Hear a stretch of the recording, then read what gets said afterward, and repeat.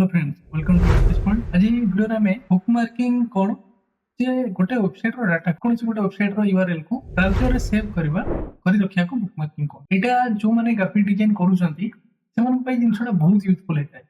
कोन हुए ना जेतबेले आपण काम करूछंती बहुत गोटे website day to day life रे आपण विजिट करंती पीएनजी पई पीएसटी पई विभिन्न फाइल पई। कोन हुए ना पछरे गोटे वेबसाइट धर आपण पाइले एटा किछि हाई क्वालिटी रो पीएनजी मिलुछि। किछ दिन परे हमें तार हाँ टाको भूल जाऊ जे एक्चुअली को वेबसाइट थिला कोठु से पीएनजी टा मु डाउनलोड करथिली सेटा हमर मन रहे ना सी जगह रे हमको हेल्प करे बुकमार्क। यदि आपण को ब्राउजर रे से वेबसाइट रो यूआरएल टाको बुकमार्क करके रखुछन ताहाले आपण जेतले फ्यूचर रे ताको ओपन करिवे सेतले आपनकर बहुत टाइम सेव हो और आपन को सेटा मैनुअली मने रखिया को पड़िबनी। देखो देखुची सपोज मोटी सर्च कली सर्च कला पर मैं youtube.com मोर अबे ओपन करूची। ओपन हला धर चाहूची कोन एटा को बुकमार्किंग करे पहले जो भी वेबसाइट आपण ओपन कर फास्ट से वेबसाइट को ओपन करिवे। ओपन कला परे एटी जो स्टार आइकन अछि ता पर क्लिक करिवे। क्लिक कला परे एटी से ओटे नाम आइबो।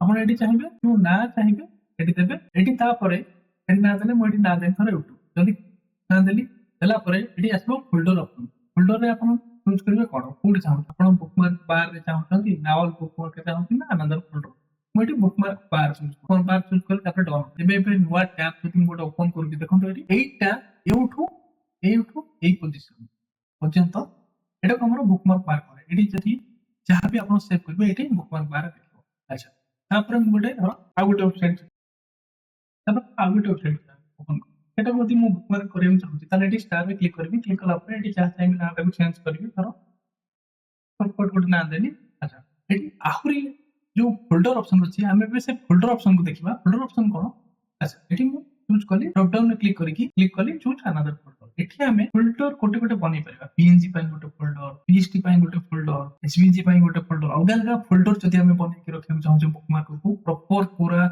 गोटे स्ट्रक्चर करके ताहाले सेटा भी हमें करि परबा। केमति करबा मु फास्ट एठी गोटे न्यू फोल्डर क्लिक कली बुकमार्क बार न्यू फोल्डर कोड के हो जोडी जोडा सिलेक्ट थिबो। मोर एटा बुकमार्क बार सिलेक्ट अछि। सिलेक्ट थिला पर एठी गोटे न्यू फोल्डर क्लिक कली सपोज फोल्डर नाम देबी कोन टेस्ट देली देला परे टेस्ट फोल्डर को सिलेक्ट करके सेव ऊपर क्लिक कर दिया। जदि मैं प्लस आइकन मारी की देखि गोटे टेस्ट नारे गोटे फोल्डर एटा काहे हे गला जदि एठी मैं क्लिक करबी ताले क्लियर भी इवन टेस्ट नारे फोल्डर जे टेस्ट फोल्डर ऊपर जदि मैं क्लिक कर जा भीतर जेतेटा वेबसाइट मु बुकमार्क करथि से गोटे गोटे फोल्डर देखिबो मु ता ऊपर क्लिक करी सिंपल वेबसाइट को विजिट कर। अच्छा हम जदि बे ब्राउजर टे को क्लोज करके रीओपन करथि ताले देखिबा हम बुकमार्क हम जोगुडा सब करिछि सब शो करथि नै देखो ब्राउजर को स्टार्ट कला परे भी मो बुकमार्क पूरा एंती सब रही। मु मोर डिफॉल्ट ब्राउजर जो अछि देखन केते गोटे बुकमार्क कर रखि देखन केते गुडे वेबसाइट को मु बुकमार्क करके रखि एडी बहुत गुडे वेबसाइट को मु बुकमार्क करके रखि। आपण एंती चाहेबे बहुत गुडे वेबसाइट को फोल्डर वाइज करके भी रखि पारे।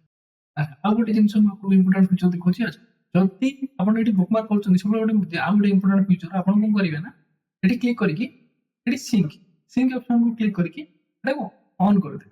मोर एटा ऑन अछि। ऑन कले कोन होबो बेनिफिट यदि आपण सिंक्रोनाइज ऑप्शन को ऑन कर दोछंती सिंक ऑप्शन टा को ऑन करके रखछंती ए ब्राउजर रे जेबे भी आपण ए जीमेल आईडी जे कोनोसी ब्राउजर रे साइन इन करिवे साइन इन कला खणी आपणकर बुकमार्क पूरा ब्राउजर ऑटोमेटिक आस्टोदी पई सिंक ऑप्शन द्वारा को होबे गूगल क्रोम रे हम जो बुकमार्क सेट करछेटा ब्राउजर रे सेट नई गूगल सर्वर रे सेव हे जाय। जहां आपण जेबे भी आपण सिस्टम फॉर्मेट कले कि क्रोम को रीइंस्टॉल कले से जगह आपण साइन इन करिवे माने आपनकर जहां भी बुकमार्क आपण करके रखिथिले ए सब जाको एठी ऑटोमेटिक फ्रेंड्स आज जीरो वीडियो टे आपण मानु केमति लागला कमेंट रे अछि पे एति रहली।